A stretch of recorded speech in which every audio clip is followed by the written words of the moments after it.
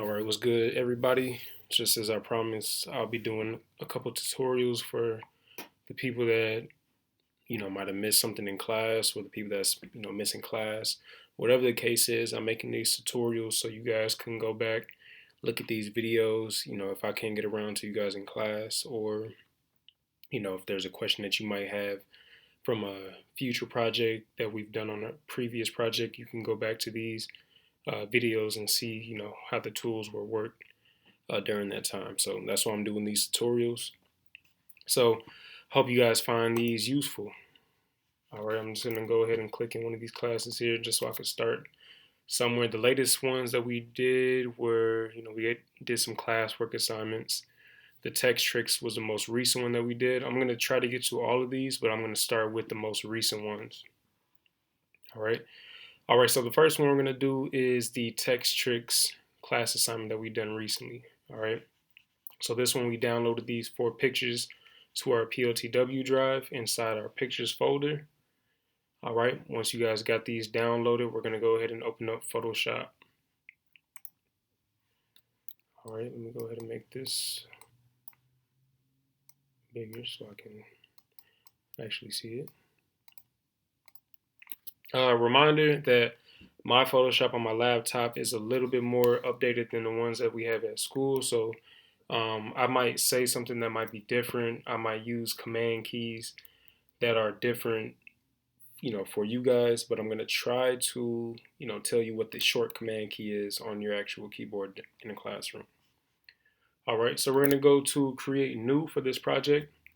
Once again, you're going to have these 4 images downloaded to your computer in the PLTW drive.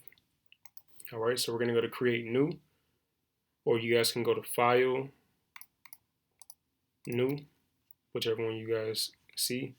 We're going to change it to 11 in the width by 8.5.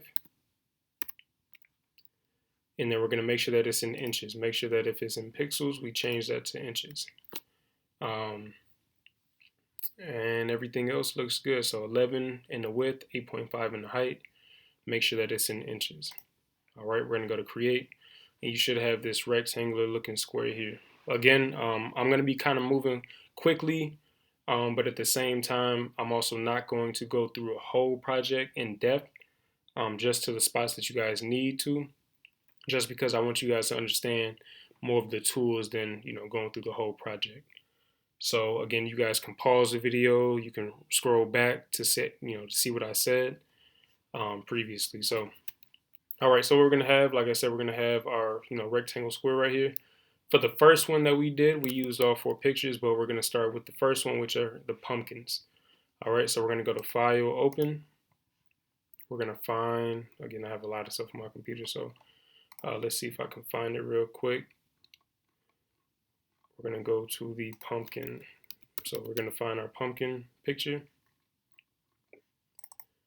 We're going to double tap that to open it up. Actually, I made a mistake. All right, we're not going to open it up. We're going to go to File, Place. Sorry about that. We're going to go to File, Place.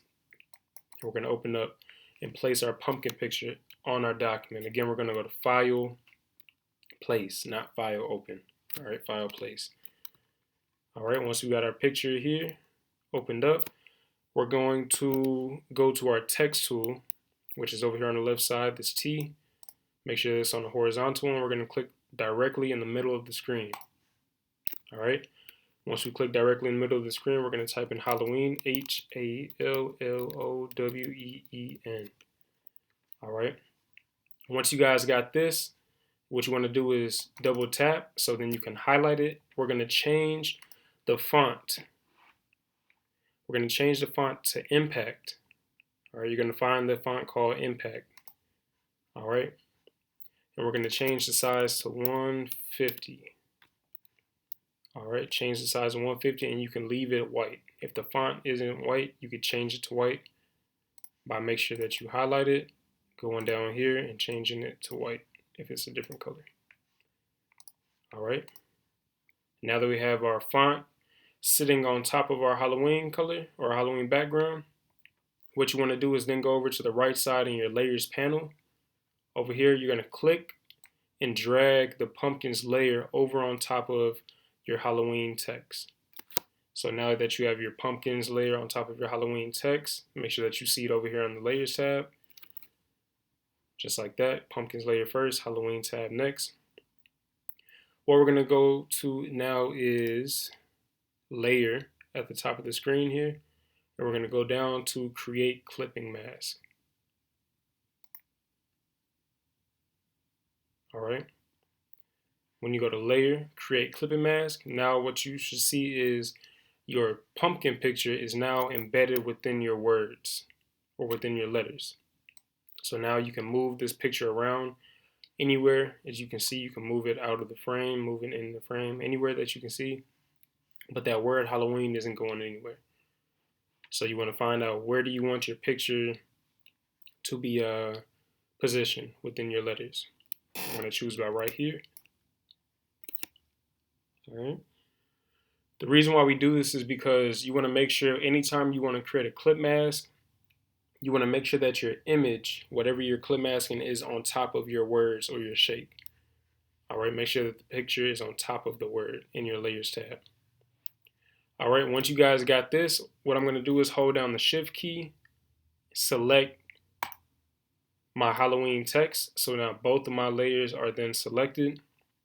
And I'm going to hit Control E on my keyboard. Control E. By doing that, what that does is it combines both of these layers together to make one. So now when I move this, now it moves the whole layer as one.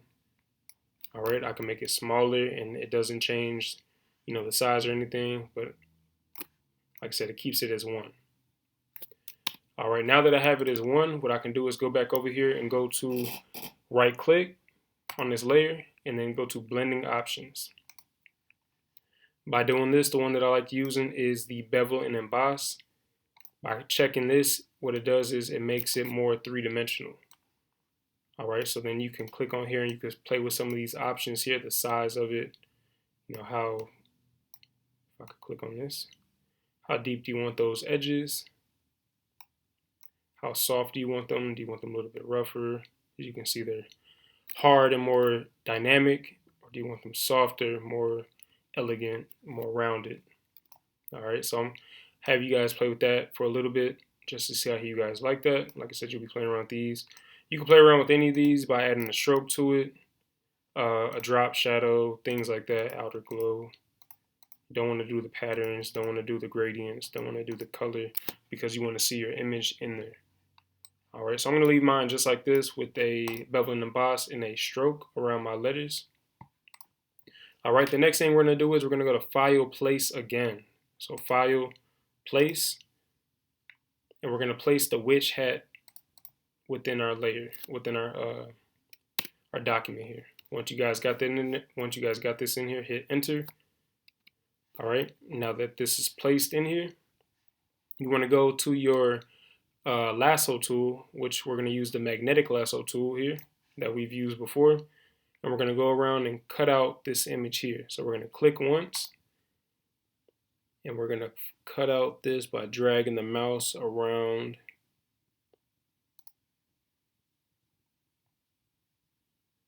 Around here.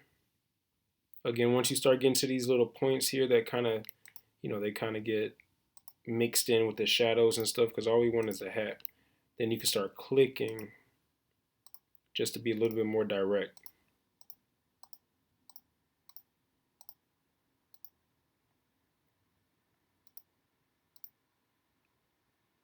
All right, and then when I get back around to this background, and I don't need to be too direct with it. All right, you want to keep that mouse as close as you can. Once you get to that point that you started with, you want to click inside of it to get these marching ants. All right. Once you guys get these marching ants here, that's when we're going to go up here at the top, go to Select Inverse to invert our selection. And I'm going to do this just for an example. So if you guys cut out anything or do any type of, selections to anything or any type of modifications to your pictures, if I try deleting it, it's going to tell me that I cannot complete the request because the smart object is not directly editable. What that means pretty much is that it needs to be rasterized. So I'm going to go over here, right click on my witch hat layer, go down to rasterize layer. Now that it is rasterized, when I go back to that delete button or backspace on my keyboard, it now gets rid of my backspace, and now gets rid of the background. All right, then I hit Control D to deselect it, and now I'm going to go up here and go to Edit, Free Transform, because I want to make this hat smaller that it fits on my letter H. So if I want to keep this the same size, I know a lot of you guys just kind of click your corners in and you'll drag them. All right, which is fine and everything, but if you want to keep your image the same size, let's go back a little bit. Edit, redo, or undo. Okay. Trying to go backwards, but pretty much what I'm going to say is if you have it, big and everything here, if you hold down the shift key and you drag it, it's going to keep it the same size that you started with. All right, as you can see, I'm holding down the shift key on my keyboard and it's keeping my hat the same size all the way around, so then it doesn't get smushed like this or something. All right, it keeps it that same size. So I'm going to make this small enough to where it fits on my letter H. I'm going to tilt it a little bit to give it a little bit more dimensions to that. All right, I'm going to zoom in to be a little bit more accurate. All right, boom, enter. All right, and now that is pretty much it. If you guys want to, you can go to the blending options. You guys can play around with some of these here, putting a stroke around it, adding a drop shadow, things like that. If you guys want to play around with that. Add the bevel and emboss to make it look a little bit more three-dimensional. So now, boom, you can see that this now fits within my picture now. So this is it. So what you guys want to do is make sure that you save this project, file, save as. Make sure you save this as, let's say, Halloween project, just like that. You want to save it as Halloween. And then you want to submit this to the text tricks box. All right.